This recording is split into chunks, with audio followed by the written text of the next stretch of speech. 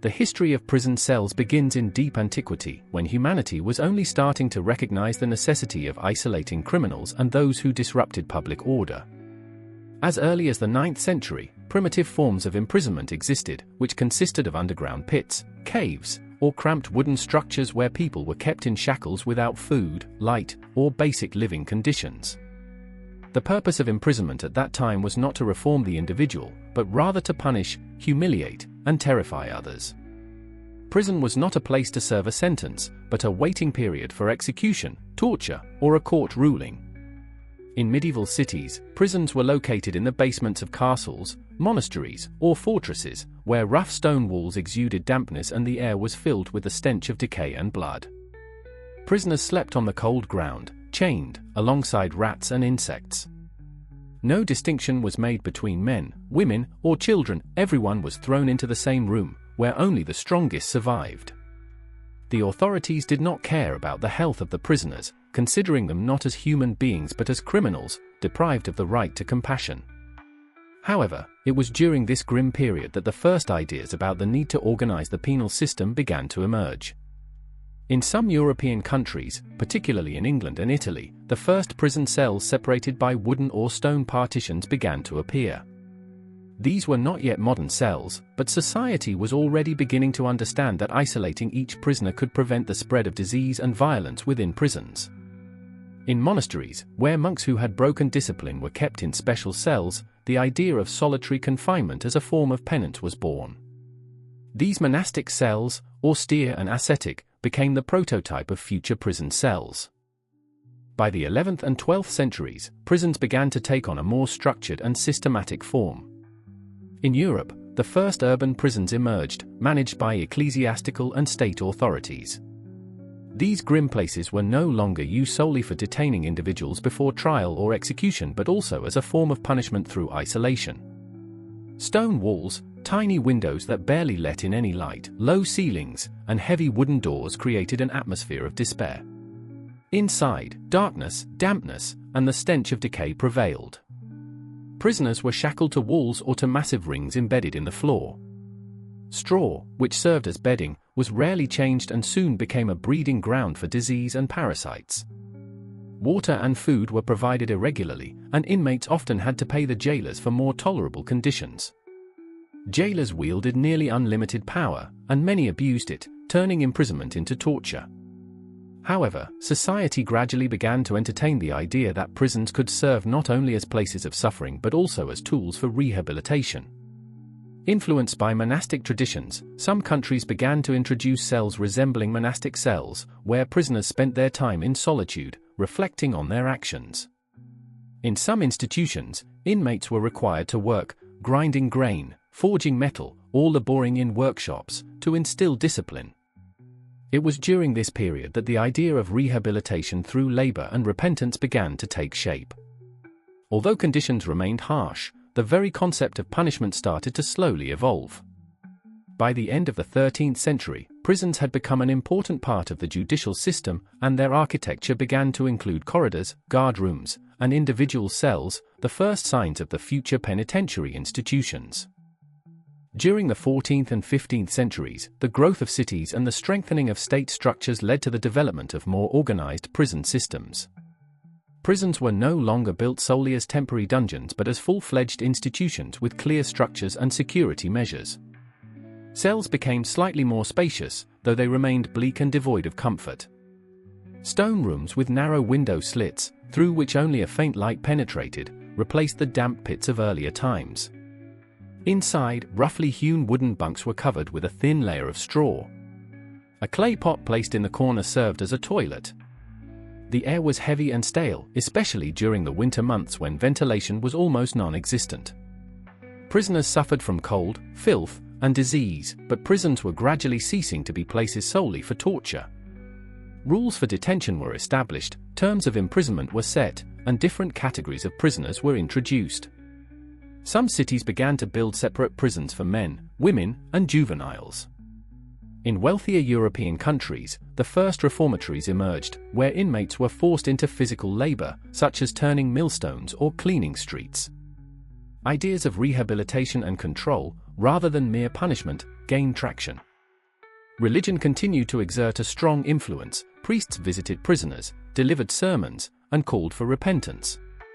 Prison architecture evolved as well. Corridors, guard rooms, and separate cells for different categories of inmates were added.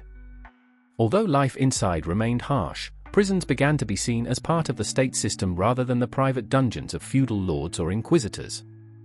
It was during these centuries that the foundations of future principles of prison control and discipline were laid. During the 16th and 17th centuries, prisons became an integral part of state authority and the penal system, reflecting society's evolving views on crime and rehabilitation. The Renaissance era brought not only a flourishing of art and science but also changes in the approach to justice. Prison cells were now constructed with greater rationality, barred windows allowed more light to enter, wooden doors were replaced with iron ones, and cells were arranged in orderly rows along long corridors. Walls were plastered, and floors were laid with stone or wood to make cleaning easier. Despite these improvements, life for prisoners remained harsh. Cells were still cold and damp, sleeping quarters consisted of narrow bunks with a thin layer of straw, and food was provided once or twice a day, usually a thick porridge and water. During this period, prisons ceased to be places of execution or torture. Those functions were transferred to separate institutions. More attention was given to control and isolation. The first watchtowers and surveillance systems appeared, and jailers became state employees. Houses of correction were established in cities, where inmates were forced to work, spinning wool, mending clothes, or practicing crafts. Labor became an essential part of punishment, reflecting the idea of rehabilitation through discipline. The prison transformed into a tool for shaping obedient citizens. Simultaneously, the first philosophical discussions about the humanity of punishment began to emerge. Some thinkers argued that imprisonment should guide individuals toward repentance rather than break them. While these ideas did not yet change reality, they laid the foundation for future reforms. By the end of the 17th century, prison cells had become more systematic and thoughtfully designed, yet they retained severity and isolation as their primary tools of punishment. In the 18th and 19th centuries, prisons entered a new era, one of systematization, architectural innovation, and the formation of modern penitentiary philosophy. Influenced by Enlightenment ideas, the first prison designs emerged, emphasizing order, surveillance, and isolation. Architects developed plans for radial prisons, where a central tower allowed guards to observe every inmate, a concept later realized in the famous panopticon design. Cells became uniform in size, equipped with a narrow bed, a table, and a wash basin. The walls were covered in white plaster, and barred windows allowed more light but were placed high to prevent prisoners from seeing the outside world. Floors were made of stone or metal, and doors were fitted with small observation windows. During this period, prisons took on the characteristics of disciplinary institutions. Inmates lived according to strict schedules, worked, prayed, and spent hours in silence. Separate prisons were established for men, women, and children, as well as for different categories of criminals. Arbitrary rule by jailers was replaced with regulations, and oversight was carried out by officials. With the Industrial Revolution, prisons began to adopt mechanical devices, iron beds, locks, and bars. Conditions became more hygienic, though still harsh. Gas lighting, followed by electric lighting, replaced torches and candles. By the end of the 19th century, the first signs of humanization appeared. Prisoners were allowed to read, write letters, and even learn to read and write. Medical services were introduced to provide basic care. The prison evolved into a state institution aimed not only at isolation but also at the rehabilitation of individuals.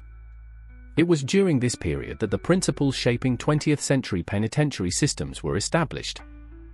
In the 20th and 21st centuries, prison cells underwent the most significant transformations in their entire history. The early 20th century saw the mass construction of large state prisons, where each cell was equipped with a standard set of items: a metal bed, a small table, a wall-mounted toilet, and a sink. Concrete, steel, and bars replaced stone and wood, while electricity became a mandatory element of both comfort and control. By mid-century, prisons had become part of industrial society, featuring surveillance cameras, alarm systems, and metal doors with automatic locks. The space was organized strictly and functionally to minimize contact between inmates and guards.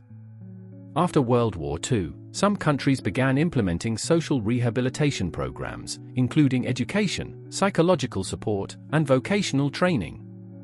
However, with rising crime rates and political conflicts in certain regions, prisons once again became overcrowded and isolating. By the late 20th century, control technologies reached a new level. Cells were equipped with microphones, motion sensors, and advanced surveillance systems. In the early 21st century, prison cells became more minimalist and sterile, featuring smooth concrete walls, built-in lighting, automatic doors, and climate control. In the most modern facilities, digital locks, biometric identification, and artificial intelligence are used to monitor inmate behavior. Some countries are experimenting with open prisons, where cells resemble small living spaces with televisions and computers, all under technological supervision. Thus, the evolution of prison cells, from the dark dungeons of the 9th century to the sterile, high-tech spaces of the 21st century, reflects not only advancements in architecture and technology but also a profound transformation in human understanding of punishment, control, and justice. The evolution of prison cells, from the grim dungeons of the Middle Ages to today's automated institutions, mirrors humanity's journey from brutality toward controlled humanism. Stone walls and chains have given way to technology, surveillance, and rehabilitation programs. Prison has become more than just a place of punishment, it is a reflection of society, revealing its progress, fears, and the quest to understand the nature of crime and justice.